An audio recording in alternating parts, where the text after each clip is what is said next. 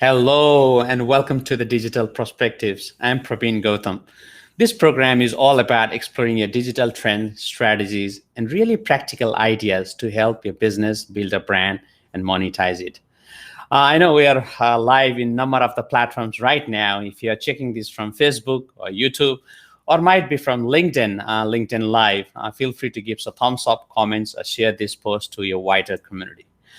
Now, as you know, the business is opening up, obviously in Melbourne, Victoria, and you might be checking from from whether that you might be in different states. So, yeah, if you have been started, all of our communities and the clients and prospects, they're all talking about sales and marketing. Yes, my friend, sales and marketing. Everyone is looking now after all these lockdowns, how to ramp up the selling machine, how to crank up the lead machine. And that's where we want to talk about selling today, especially today's context is all about how sales and marketing can be aligned. And I have a very special guest today, Sue Barrett, and she's from Barrett Consulting and Better Sales Movement.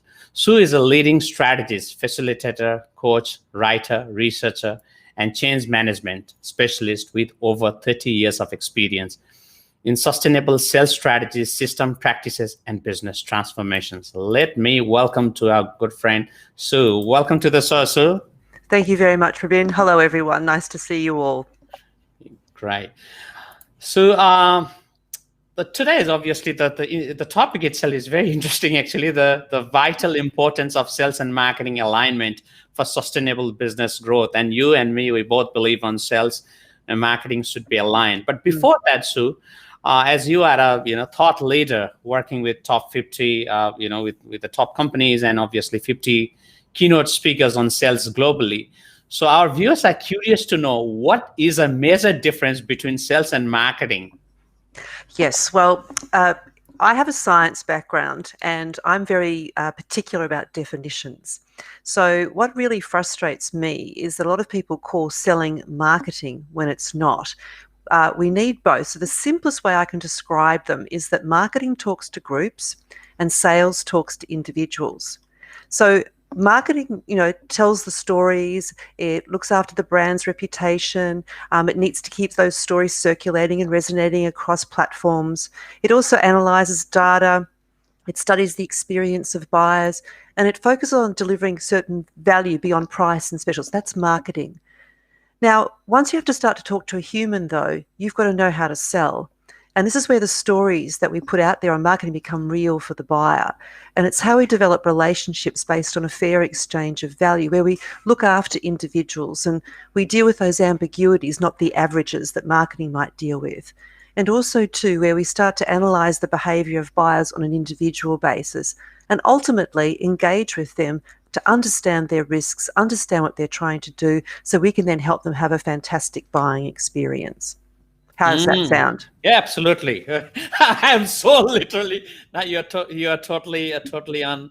I think you hit the nail there, because obviously there is so much alignments, and I think that's a clear definitions. And I hope it is very, very clear on our clients, whether that may be B2B or that might be in any other segments. This is a sort of very clear. Now also then the question is, now when you are clear on sales and marketing, the obvious question is does it align? Or many companies, they talk sales, I have a separate sales teams, I have a separate marketing team, and most likely they say that these two things doesn't talk each other. What's your thought on that, Sue? Well, we do have a lot of siloed efforts happening in businesses, much to their detriment, unfortunately. And oftentimes, marketing looks sexier than sales. So it gets a lot of, and it's pretty and it's got all sorts of stuff going for it. And sales teams often are that team over there. Whereas if we really think about it, selling should be everybody's business, and everybody lives by selling something. Because without a customer, you can't actually do anything. So you've got to be able to actually have them work together. What supports that is, firstly, a willingness to work together, but it's our strategy. Ultimately, we want to be able to look at our strategies. We want to be able to say, who are we selling to? What are we selling to them? Why are we selling it to them? What's our purpose? So what's our navigational system strategically? And then How do we operationalize that? So what type of sales force do we need? What type of marketing do we need? Are we B2B? Are we B2C? Are we selling commodities? Are we selling complex, unique things? There's all sorts of varieties, but ultimately we've got to have those both those elements, marketing and sales, oriented to what strategy we want to deliver. And then they must keep talking to each other so we support each other's efforts. Because ultimately, every relationship, every human interaction you have out there when you're speaking to someone, it's market research. It feeds back up the line. And also, too, when marketing puts a promise out there, we've got to know we can actually keep it. So what really sticks in most people's craw is when marketing says one thing and we know on the ground it's not real, we can't deliver that. So how do we actually get everyone working together, set up a clear strategy, and then that helps guide and direct our efforts? You bet. Couldn't agree more, actually. Stephen Carney said beautifully, begin with end of mind. So strategy is a key in every business, and that's where we see sometimes, people just jumping on, trying to do the marketing activities or selling activities, or even picking up the phones. But when you look at the backside, obviously there is no much strategies as such, and that might be. I call that random acts of sales, and I call them you're just going splat to the market rather than laser. And as we know, good strategy is what you leave out. And so being clear, whether that's your marketing approach, your sales approach. Sorry, but yeah, we don't want random acts of sales happening. You bet. Then the viewers might be curious, then how do we go about it? So with your experience, in over 30 years of experience you have dealt, and so many companies you have helped, this morning I was going through the list, and the results they have achieved is amazing. So how do they hit that strategy session right in the first instance? Well, it comes back to what I said a bit earlier about selling being everybody's business. So one of the best things we can do as leadership teams is to get everyone at that leadership table in the same room together to talk about what is our strategy, not our business strategy, that's a longer term proposition, but our sales strategy over the next, sort of 12, 18, 24 months. What is that? This is where we've got to get real tactical. And we've also got to make sure that everyone knows their part in the value chain. So inviting marketing into the room, sales into the room, and other key people in the business into the room, and having them all own the fact that we're all in sales, that everybody lives by selling something, that it should be everybody's business. Because a lot of people talk about customer experience and being customer centric, but it's just a lot of talk. It's not really happening on the ground. So again, the human communication skills, the promises we're making as an organization, all of us need to have a stake in that. All of us need to know how we participate in that. So I have found the best companies who make this work is when they involve everyone from the C-suite in the decision making about how we go to market and what we're going to sell and to whom and why. And once we do that, then we start to look at how everyone works in concert to support that execution of that sales and go-to-market strategy. And then also, too, you can see what marketing does, you see what selling does. And as we, implement that, we get feedback from the market, because ultimately what we want to have is a sales system. And a sales system is the interface between our business, our markets, and our customers. And like marketing, a sales system is a coordinated superhighway of intention, strategy, communication, information, behaviours, tools and tech, and actions. So we've got to coordinate it. So it's about understanding and accepting that we're dealing with a system here, a variable system, not a closed system, but something that we all own and participate and support. Totally couldn't agree more here. So what you're saying here is a system. It's not a spray and pray method, which I always say, not one time, but it's a whole process to get that. And what you just shared about is who you are selling, what you are selling, why you're selling, and getting that whole cultural transformation is the key. Yeah, Sue? Yep. Well, there are 4 pillars I like to talk about, Please. which is the strategy pillar. So that's our navigational system, what I was referring to earlier. Then there's our process pillar, which is how we do it, how we sell and service around here, the standards, the minimum standards of excellence, the steps involved, the links to the technology, CRM, all of that stuff works together. And then we obviously have our people to execute that. And that's not just the sales team. I mean, how many client-facing people are in a business? There's a lot more than the sales team. So a lot of them can affect the relationship relationship. And then the fourth pillar is culture. Ultimately, that culture is really what standards we want to operate by, our values, how we like to do things around here, in the sense of, what's acceptable, what's not acceptable.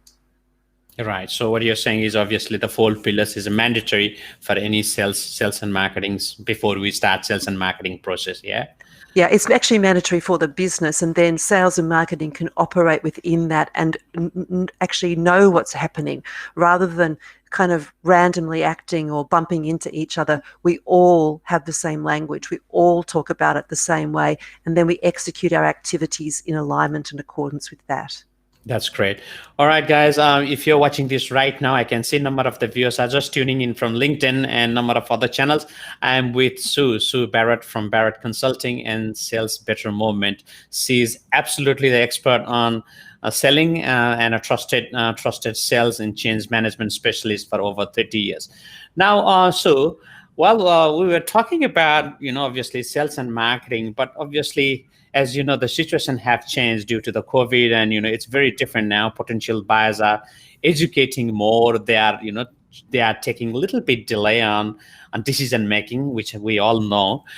So before they purchase, they are checking out a lot of things. And in fact, HubSpot says, look, now from the 5 to 7 steps, touch points, it has grown from 7 to 12 touch points. So more touch points people are consuming. So in this instance, how do you see both sales and marketing working collaboratively?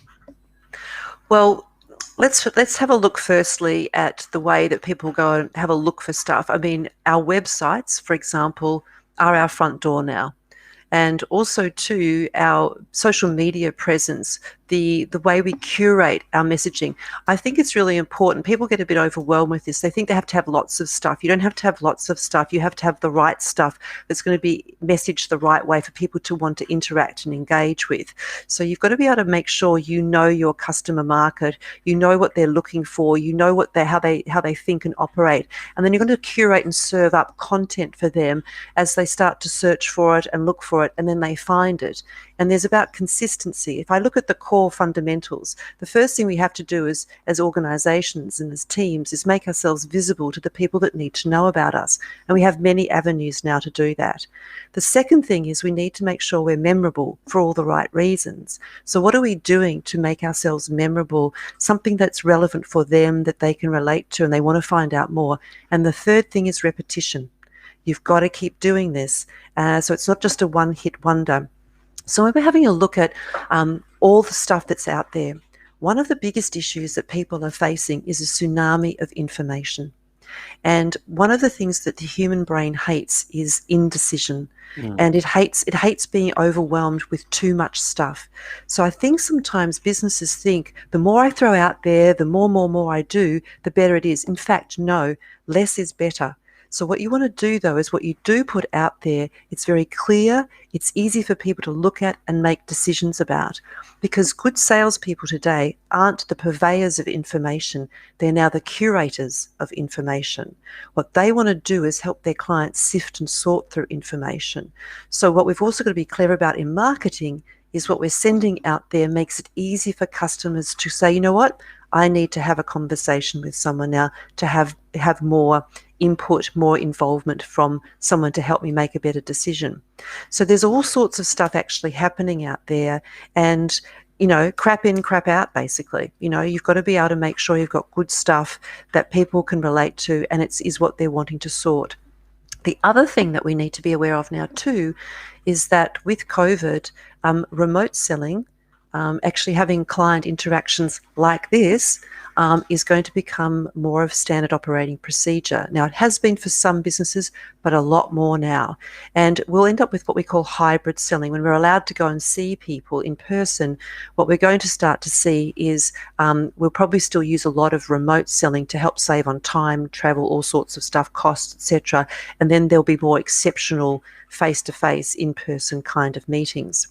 So what are we actually putting out there from a marketing perspective? What are we curating out there so that customers can make good decisions? And how do we differentiate ourselves so they want to come and talk to us? Because you're absolutely right. A lot of the decision-making process is really underway before a customer starts talking to a salesperson. So we've got to, and again, we can't apply this blanket because there's different industries, different sales cycles, different markets. Some businesses are much more marketing oriented, others are much more sales oriented, but we need to work out what is the right recipe for each of those businesses and how their customers want to buy.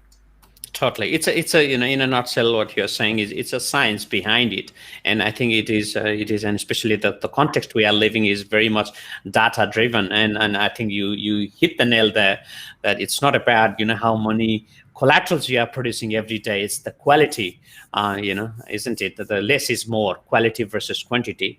If and provocative content, the content which you are curating, need to be obviously address those pains or issues or challenges of your ideal buyer. Is that right?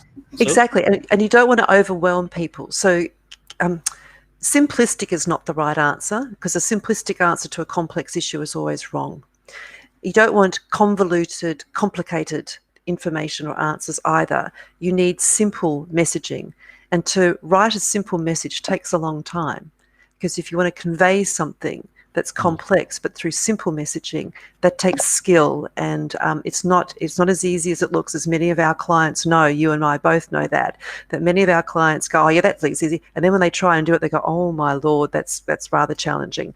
So to write a simple answer does take effort to get it cleanly across to people, so they then want to know more, want to engage with you, pick up a phone, send you an email, and so on and so forth.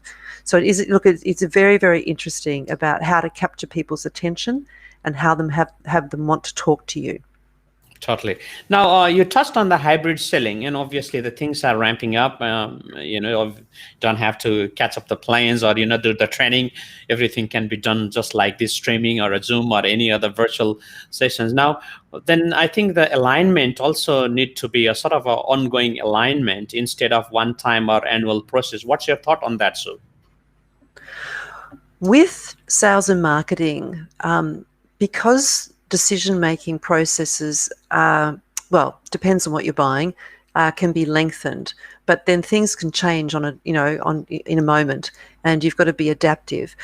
We talk about the concept of selling better, not just for salespeople, but for organisations, and it's an adaptive strategy. It's being able to stay in touch and read the market and kind of real-time information, which is where capturing data can help you. But also feedback from, salespeople from the field, or feedback from what's happening to your EDM. So to me, you should always have your finger on the pulse of the activities that you're doing. It's not just a set and forget once a year. It's a regular discussion about what's actually happening, because when COVID hit, how many plan Bs or Cs did some of these companies have when their other markets dried up? Some of them were just left with nothing. So I'm okay, there's no planet B, I get that, but you can have a plan B or a C for sales. You can have, if you know what your market segments are and where you're heading. So this is something should be dynamic. It should be spoken about at CEO, C-suite level on a regular basis. What's happening? What's the pulse telling us that's going on in our marketplace? What are our customers feeding back to us? How quickly can we pivot and act to pick up on new opportunities or markets that are falling aside? So this is why selling better as a mindset, as a thought, as a philosophy, is an adaptive strategy, an adaptive approach. One other thing I'd like to point out too is that we talk about data all the time, but data, it isn't facts, okay? So, and facts aren't information. Information isn't knowledge, and knowledge isn't wisdom. So if we turn that around, data's just data until we actually can turn data into, relevant facts we can use. Those facts then inform us by providing some form of information, and then that information turns into knowledge. Okay, so this is what's telling me, and then that knowledge, depending on how salient it is, creates wisdom. So to me, I think we've got to be careful about going data, data, data. Yeah, it's just numbers or information, or it's just stuff. It's just bits. How do we turn it into facts? How do we turn it into information? How do we turn it into knowledge and wisdom? And that's when you keep your finger on the pulse, you become much more adept at understanding and picking up the trends that are going on, finding out how you can stay in business for all the right reasons, be sustainable, work with your customers, work with your people, so that you actually do things for all the right reasons and benefit from it. Everyone benefits from it. Absolutely. Absolutely. Couldn't agree more. I mean, in a nutshell, for the viewers to make it more easier, what Sue is also mentioning here is data is, absolutely data, but making that relate now. One scenario especially is, people talk about email marketing and sending the emails every time, every week or even a midnight. But the key is when you look, one of the trend is when we look about when people are opening the email, when they are not opening emails, and especially in B2B segments, more likely Wednesday, Thursday, during the lunchtime, they are picking up, they are opening up the emails. But having said that, COVID have changed the situation. So it's not about, this emails is open up, but the whole idea is when it is open, then the information, what sort of the email, what sort of the context you are putting through in the right timing. So it's all about that information, what you get out from the data. Yeah. Oh, exactly. And can I make a point here? Please. One of the things that we've identified and what's come up and been very obvious through COVID is when it hit, one of the things you needed to be able to do if you wanted to stay in touch with customers is let them know what was happening and that you had their back, or whatever message you wanted to get out there. And what a lot of businesses we found discovered is that their database, their CRM, whatever they're using, was flawed to the max. It had bad data in there, incomplete data. One customer we spoke to had 30,000 leads, only 500 of them were operational. How are you going to connect? So I think one of the things that COVID has exposed, there's many, but one is the poor quality management of their CRMs. And this has always been the bane of most salespeople and sales teams and sales managers' lives. But now that we can use CRMs in such a way, such a sort of intuitive way, it's so important to keep data up to date, because when an emergency happens or a crisis like COVID happens, you can be there with an EDM or some form of messaging, quick, smart.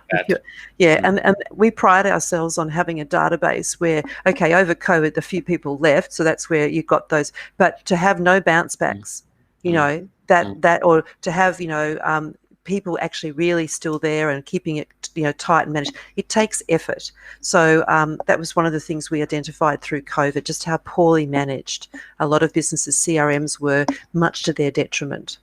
Absolutely. Absolutely. And I think it's a more than, and that's where the sales and marketing, because you're talking about CRM is not just a marketing tool, but it is a sort of a virtual assistant, as I always say in my master classes, LinkedIn and CRM with that is a right-hand tool, or sort of a virtual assistant for the sales assistant or sales leader. You got to understand that these tools, and you have to learn. I know it's sometimes different organizations, different enterprise have different CRM, but you gotta really understand and put the right data. That's what you are saying. Yeah. Yeah, we've got to put in the right information under the right context so that people know what's going on. If you've got programs that can archive important emails, or use that stuff, because if something happened to you and someone else has to pick up the reins from where you are, you should have left a really good history of what's actually going on so they can actually pick up and move forward with that. And the other thing too is, this is where back to sales and marketing.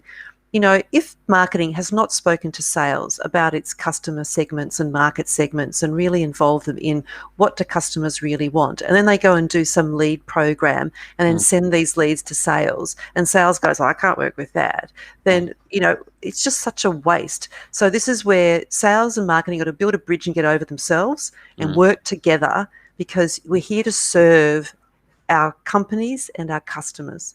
That is what we're here to do, to help each other do good work together, so that people who want to work with us, customers who want to buy from us, have a fantastic experience. And that's something honourable to do. I mean, these fisticuffs at dawn between sales and marketing, seriously, guys, just get over it.